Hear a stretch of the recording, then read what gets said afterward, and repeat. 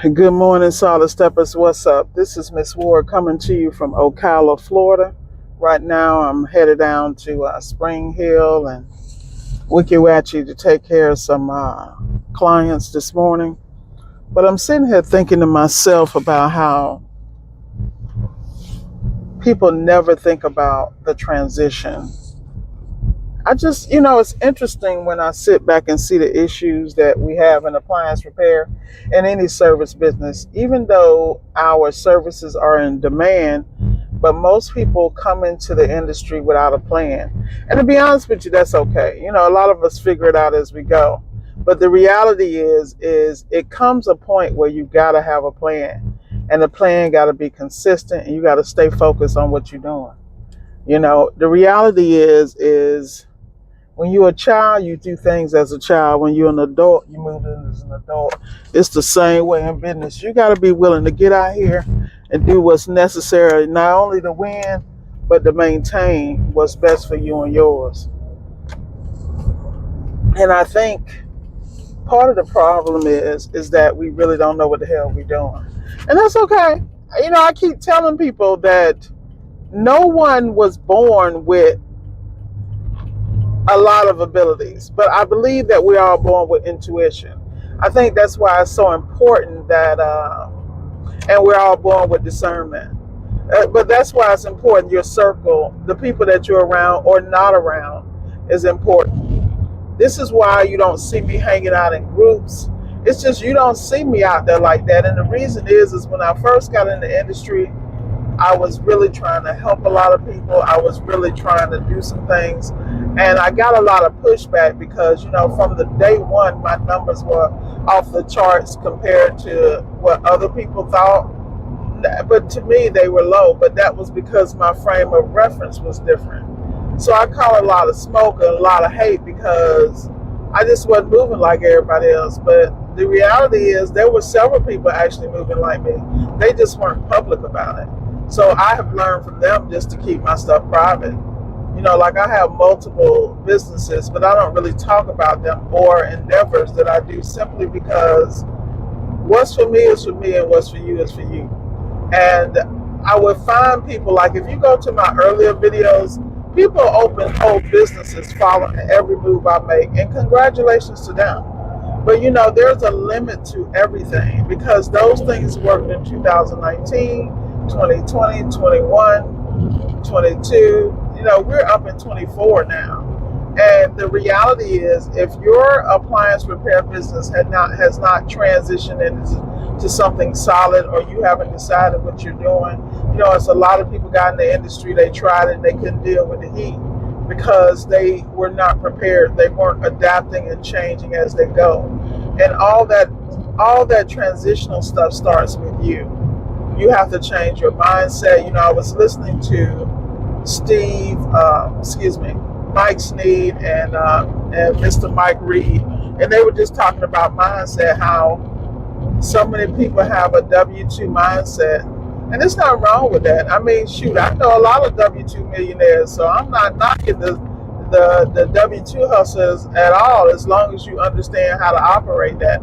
I have friends who are millionaires and they are W-2s. I have friends who are, and they're not part of that, what they call that overemployed generation with multiple contracts. That's just, I watch them work with companies and work their way up to partnerships in these companies to where they really reap a lot of benefits. But I also understand the seasonal stress they deal with, But I'm saying all that to say is that you should be maturing in your appliance repair business, and it should be changing with you.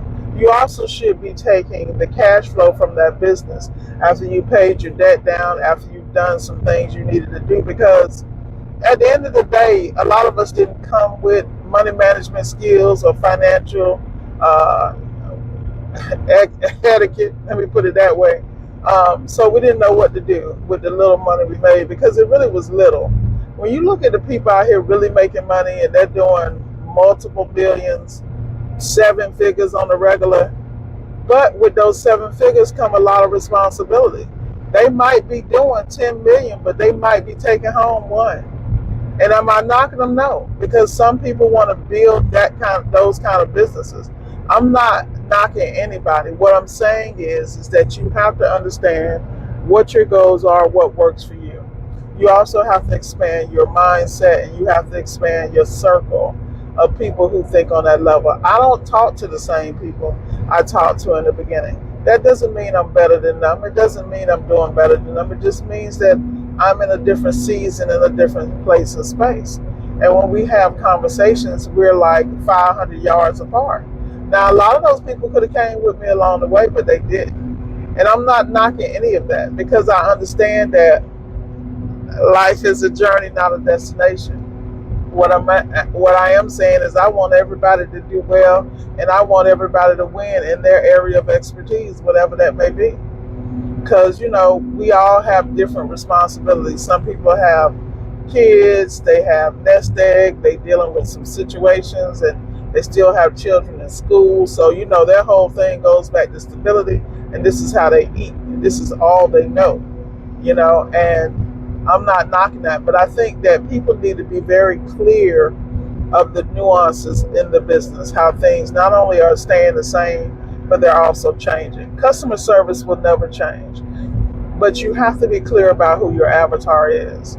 Early on when I started my business, my whole goal was to find customers that I would never have to worry about their pockets, because they were moving in such a way, and they had relationships where they would always be able not only to afford my services, but sustain my business. And then I was smart enough to transition on to a point where now I not only do, standard clients and warranty and COD, but I also do institutional. I have institutional clients. Well, that was because from day one, if you watch my videos in the beginning, I talked about government contracting. I was very clear about, and so now when I'm servicing pharmacies, medical institutions, things of that nature, I don't talk about it. And the reason I don't talk about that is because why would I? I mean, the reality is you got to move a certain way. And what I found, unfortunately, early on, I would share a lot of information, and I would watch people muddy the waters. They would go and bastardize what I was doing and make it hard for the people coming behind them, because they didn't understand the importance of working on an elite level and having those experiences. So now everything I do is really exclusive, and it's in my round table. And even some of the people in my round table aren't aware, because we move in different ways. They're telling me what's going on with them, I'm telling them what's going on with me, and we support each other in our endeavors.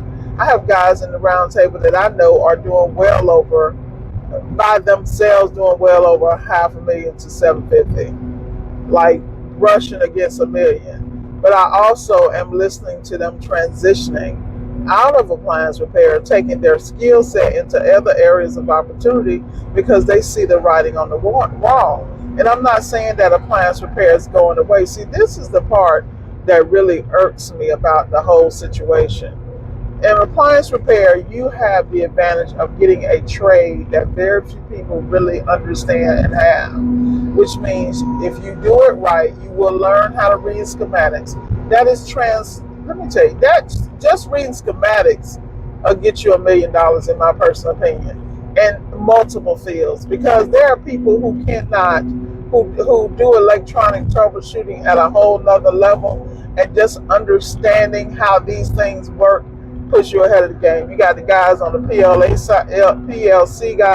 side making hundreds of thousands of dollars, and they are managing automation in major companies or major manufacturing areas. Like, no one is thinking about.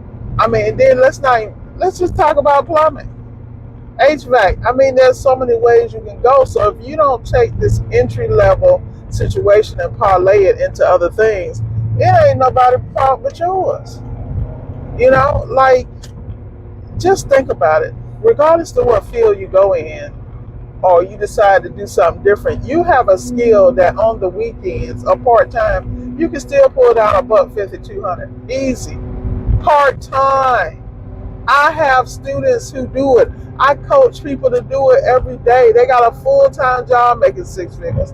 They're making six figures in appliance repair because how we work is we work on strategy. We build the business around their skill set. We get them to level up. We make sure that they dominate in the market with that particular skill set, and they work around their schedule, and they have growing families. They got kids in college. Life is still happening, but they're able to bankroll their kids' education. They're able to bankroll trips for the family. They move it different because they have the skill set to do that. And that's really what, for me, that's what appliance repair is. No matter what other things I do, I can always consistently have the cash flow of appliance repair because how I set up my business. And obviously, people were not listening to Mr. Sneed when he was making it very clear from the onset, all from his real estate to his other business ventures, that money came out of what? Appliance repair, because it's that much cash.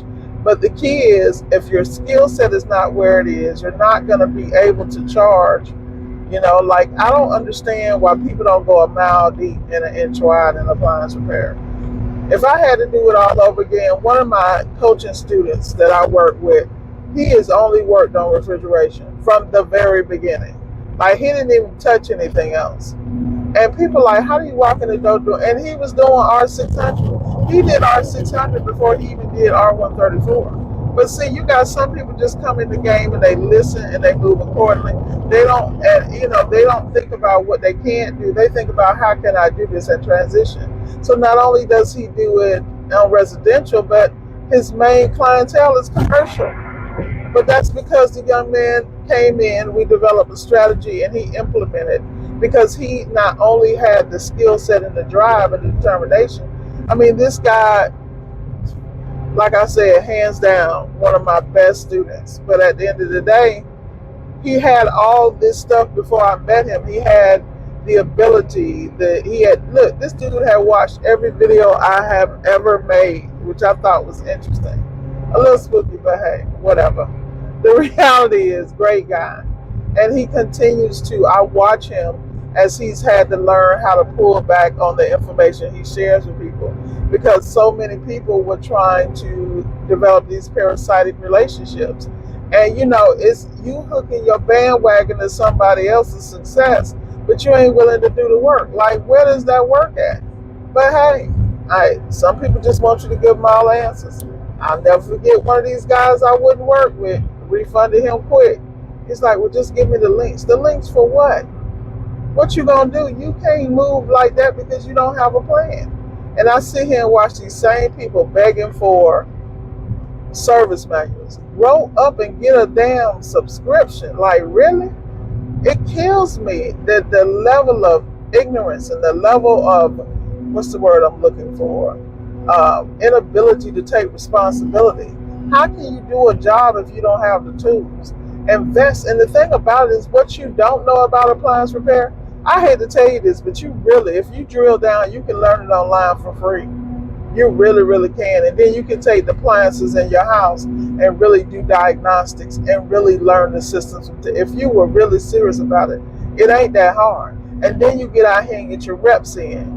Take any and every job. And then that way you learn what to take, what not to take, what your skill set is, what you can repair, what is profitable, what is not.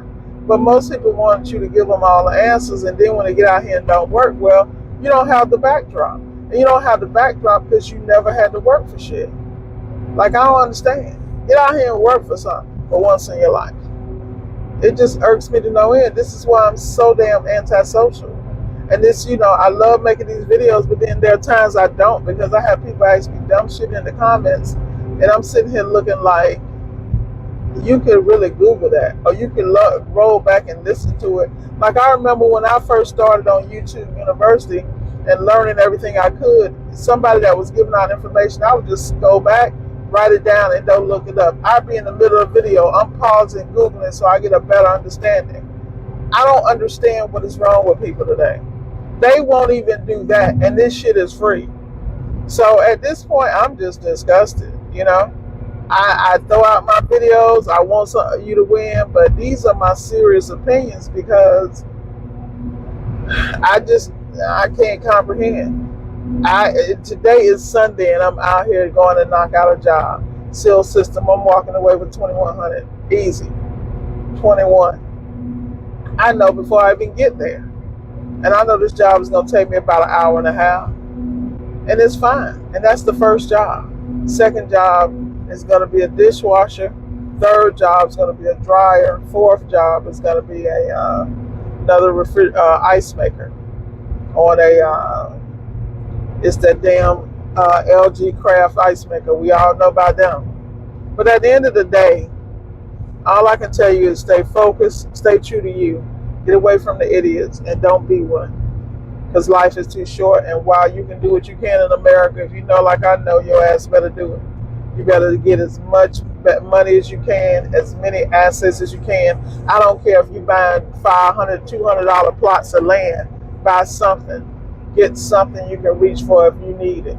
Because at the end of the day, we're going into a space and a place where you think the gap between the haves and have-nots is huge. Man, let me tell you. Let's talk about the gap between the can-dos and can-nots. The can-dos and can-nots, out of control. I don't understand. It's something wrong when I see somebody on the side of the road and it's a man and he can't change the tire. Like, bro, really? You don't know how to get a jack. I keep a floor jack in my car. I keep a four-way lug. I even got a drill, an impact drill, cordless, because it's not happening on my watch. I got anti-seize for my lug nuts because I'm that chick. I don't play that game. I was given and this is what I mean about being able to take any skill set that God has exposed you to and to live your life better for it. I grow right now. I'm on this whole journey about growing all my own food. I got everything from eggplants to any pepper you can think of, cucumbers, corn, all kind of stuff. And people are like, how? I'm like, bruh, and look, I'm not even home. I got my stuff on a solar irrigation. I'm not playing with it because I understand I gotta perfect my agricultural skills. Like, I don't wait on stuff to happen. And how people sit out here and wait, I don't understand. I don't understand. But hey, the rant is over. Let me get back in the pocket. Let me tell you, I just want you to win, but I don't want you to get run over. I see a lot of people just getting complacent, man. And it's easy to do that in America. We spoil like hell. Like, we got it all. Everything is at our fingertips. But yet still, we want to know what's going on social media, man. You better cut that shit off. If you ain't making a bag from it, you know, I don't understand. If you're not feeding your family on it, what are you doing? I have to catch my own self swiping, swipe. 1 minute, 2 minutes, 15 minutes, hour. Like, what are you doing? You know, it's one thing that's entertainment and you releasing your mind, but social media is built to take your attention and to distract you. There's nothing wrong with that when you know what it is and you know how to control it, but there's too much out here to get, learn, and live, man, for you to be out here playing. But with that said, I want you guys to have a great day. Just vent. I want you to win. But I'm telling you my observations, and my observations is that until what you gonna do when you can't drop a request for a manual when it's no longer there. There's nothing wrong with utilizing certain things when you get started. When I see people in the industry for years and they always waiting on somebody. Shout out to Mike Sneed. They always waiting on somebody to tell them what to do. I cannot. How you gonna be a man, a grown ass man and woman, and you waiting on people to tell your ass what to do? That's what we doing?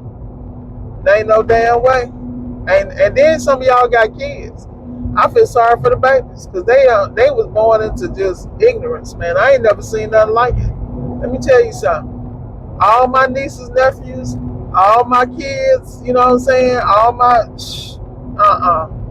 All the children I co-parented, let me explain something to you. They better not. They already know. Most of them got businesses. They out here doing it. They learn it through the hard knocks. They doing what they got to do. And they understand we ain't with that Do not come to me with that failure stuff. You better figure it out. Because we understand that it's hard out here. But like I said, y'all, get it together, stay blessed, and remember, let's go what? Get it! Miss Ward signing